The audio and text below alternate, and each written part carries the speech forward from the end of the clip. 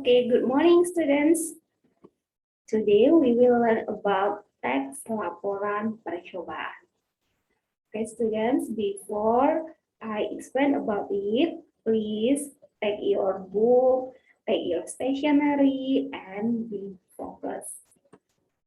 I will speak bahasa to explain about our material. Teks laporan percobaan. Pada pertemuan sebelumnya, kita telah membahas apa itu teks laporan percobaan dan apa bedanya teks laporan percobaan dengan teks laporan hasil observasi. Semoga murid-murid masih mengingat materi pembelajaran kita pada pertemuan sebelumnya. Nah, untuk mengingatkan kembali apa itu teks laporan percobaan, di sini bisa ada memberikan pengertian dari teks laporan percobaan. Teks laporan percobaan itu adalah sebuah teks non-fiksi yang memaparkan laporan hasil percobaan atau penelitian yang dapat dipertanggungjawabkan kebenarannya secara keilmuan. Ingat ya, teks laporan percobaan itu adalah teks non-fiksi. Berarti informasi yang kamu sampaikan di dalam teks laporan percobaan itu harus berdasarkan fakta. Nah, pada pertemuan ini kita akan membahas secara detail apa saja struktur dari teks laporan percobaan. Struktur dari teks laporan percobaan itu yang pertama ada judul, yang kedua ada pendahuluan, yang ketiga landasan teori atau kajian pustaka, dan yang keempat adalah metode penelitian. Yang kelima, hasil dan pembahasan, keenam simpulan, dan yang terakhir itu adalah daftar pustaka. Kita mulai dari judul. Judul itu merupakan pintu atau bagian paling depan dari sebuah teks laporan. Bukan hanya untuk teks laporan percobaan. Untuk semua teks pun kita membutuhkan yang namanya judul. Nah, dalam teks laporan percobaan, judul harus memperlihatkan fakta yang ingin diungkapkan dan menampilkan kata kunci dari sebuah tulisan. Ingat ya, untuk menulis judul, kamu sudah harus menampilkan yang namanya fakta dari hasil percobaan yang kamu lakukan. Setelah judul, ada bagian pendahuluan. Nah, bagian pendahuluan ini terbagi atas 3. Yang pertama, latar belakang. Yang kedua, rumusan masalah. Dan yang ketiga adalah tujuan. Oke, muncul pertanyaan, Miss, apa itu latar belakang, apa itu rumusan masalah, dan apa itu tujuan? Latar belakang itu memaparkan hal-hal yang terkait dengan percobaan yang akan dilakukan dengan penekanan tentang pentingnya percobaan dilakukan. Nah, di bagian latar belakang ini, kamu harus mampu meyakinkan pembaca kenapa penelitian ataupun percobaan yang kamu lakukan itu penting. Yang kedua, rumusan masalah. Bagian ini memaparkan pertanyaan yang akan dijawab melalui proses dan hasil percobaan berdasarkan kajian teori yang terkait. Satu hal yang perlu kamu ingat adalah di bagian rumusan masalah ini, kalimatnya wajib menggunakan kalimat tanya. Yang ketiga, itu adalah tujuan.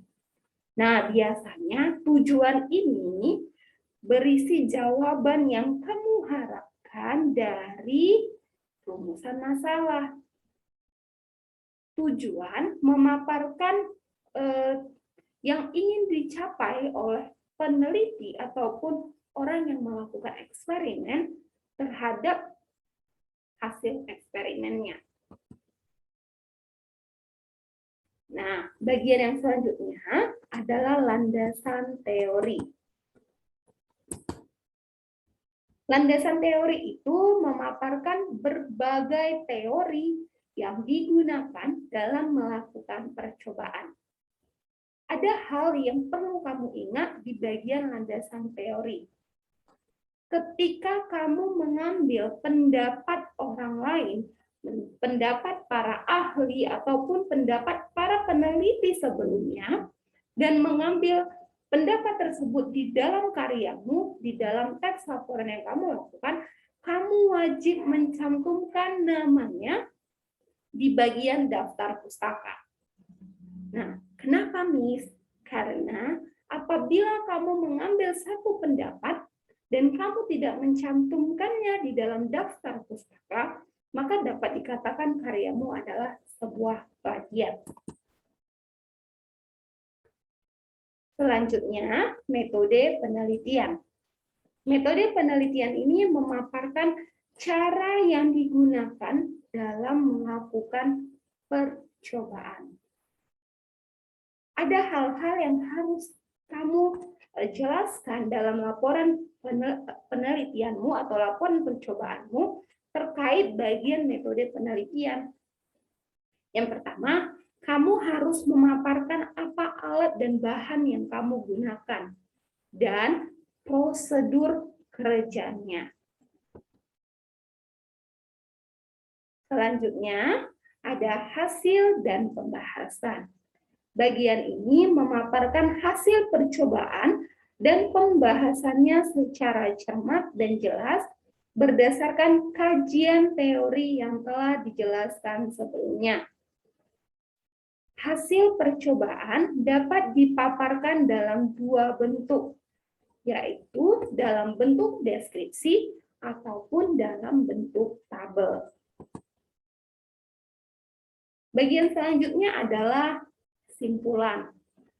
Bagian ini memaparkan hasil percobaan secara ringkas untuk menjawab pertanyaan dalam rumusan masalah yang telah kamu paparkan di bagian pendahuluan.